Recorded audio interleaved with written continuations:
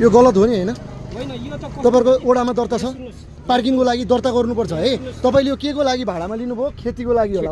हो किन उ खेतीको लागि भन्नु भएको छ किन पार्किङको लागि भने तपाईले कर बुझाएको देखाउनु त मलाई फटाइ काम नगर्नु कि दिदी तपाईलाई पनि धेरै बोलिरहनु भएको छ मैले तपाईलाई राम्रो बोलिरहेको छु दिदी यस्तो है यो गलत हो तपाईहरुले भन्नु मैले पैसा पनि दिएको छु तर तपाईलाई सम्झाउँदै तपाईले के भन्नु भएको छ ए यो त पार्किङ हो हामीले भाडामा लिए ए दिदी तपाईलाई के भन्नुभयो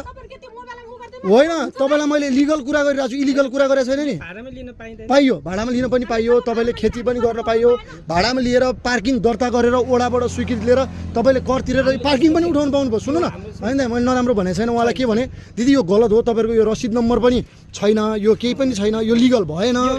यो लिगल भएन भने अब मैले कम्तीमा लिगल नभएको कुरालाई सम्झाउँदाखेरि उहाँले ए हो र भाइ दर्ता गर्नुपर्छ भन्ने कि मैले पैसा तिरेको छु जग्गामा भनेर उफ्रिने अब यहाँ चाहिँ हाम्रो उफ्रिनु भएन भाडामा लिएको अहिले पनि म निस्किन लाएँ होइन म निस्किन लाएँ तपाईँले अहिले के भन्नुभयो थाहा छ तपाईँले अहिले म चुप लागेँ निस्किन तपाईँलाई मैले पैसा पनि दिएँ नि मैले किन किचिज गरिनँ भने जब 150मा किन भनेर हो 50 रुपियाँ दिएँ मैले त्यस्तो किचिज गर्ने भए त त्यो पनि दिन्न थिएँ नि त तर मैले उहाँलाई के भनेँ भने यो चाहिँ गलत हो यो चाहिँ हुनु हुँदैन है दिदी भन्दाखेरि उहाँले बुझ्ने कि उफ्रिनु त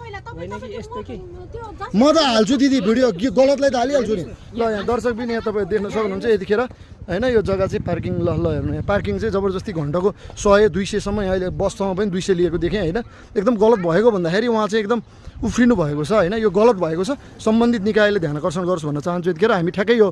साली नदी मन्दिर छिर्ने बाटोकै ठ्याक्कै छेउमा छौँ ल